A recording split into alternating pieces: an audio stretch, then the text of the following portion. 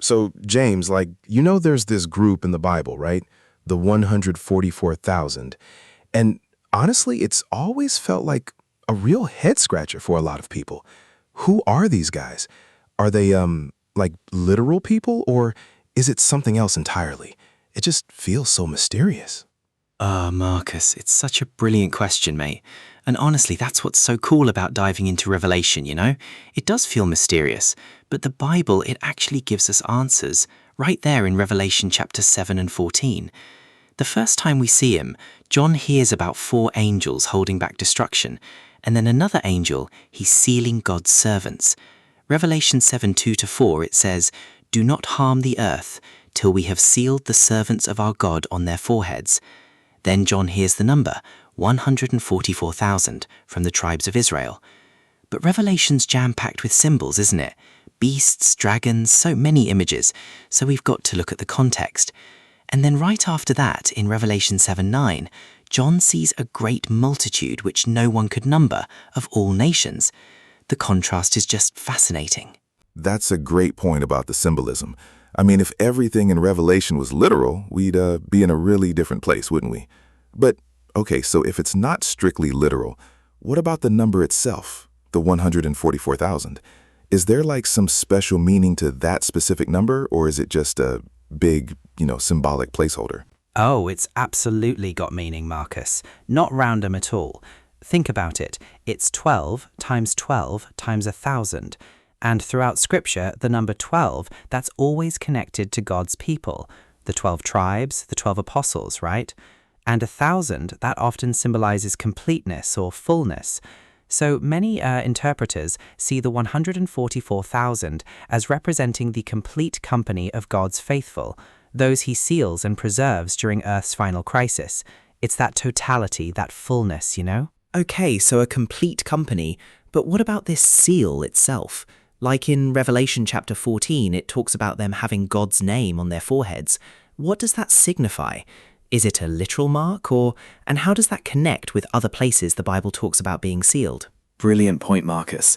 A seal represents ownership, protection, and authenticity. In Ephesians 1:13, believers are sealed with the Holy Spirit of promise.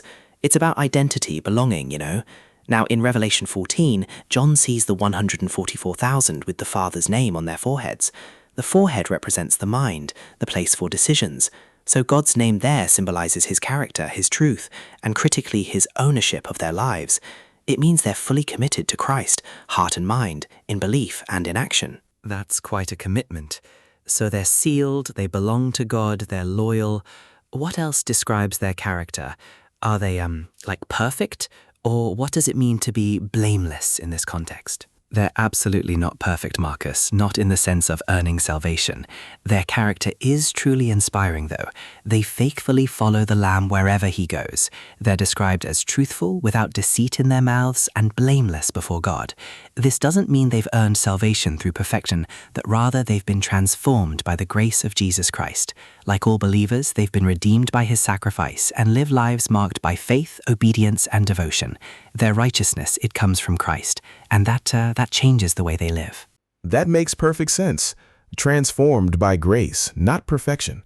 So these incredibly committed, transformed people, what's their role? Do they have a specific mission, or are they just examples of faithfulness? They're absolutely more than just examples, Marcus. Their faithfulness is tied directly to a crucial mission. Immediately following their description in Revelation 14, the Bible introduces the 3 angels' messages.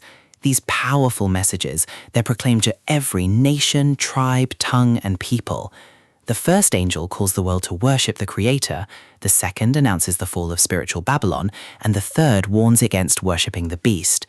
This context is important because it shows that the mission of God's faithful people, the 144,000, is to proclaim this everlasting gospel during Earth's final crisis.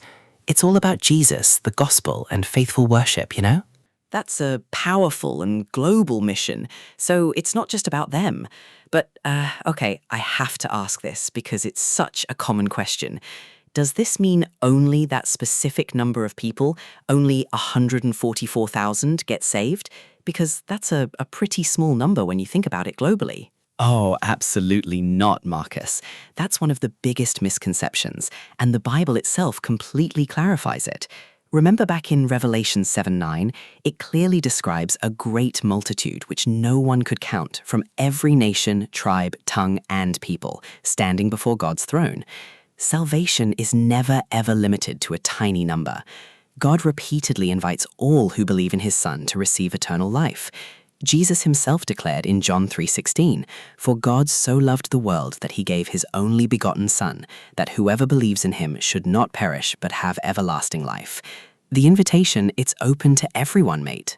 Wow, that really puts things into perspective. It's not about an exclusive club at all, which is really encouraging. So, for those of us listening today, what are the big takeaways?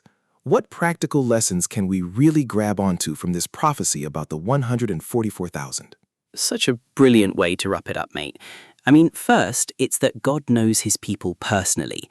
Before those winds of judgment are released, he seals those who belong to him. No believer is forgotten, honestly. Second, our greatest need today isn't trying to identify with some particular prophetic group, but really deepening our relationship with Jesus Christ. Revelation, it consistently points us to the Lamb. And third, the final message to the world, it's not one of fear, but of hope. The everlasting gospel is still being proclaimed, inviting people everywhere to repent, believe, and receive salvation through Christ. The real question for each of us isn't just, who are the 144,000, but am I faithfully following the Lamb today? That's the absolute heart of it.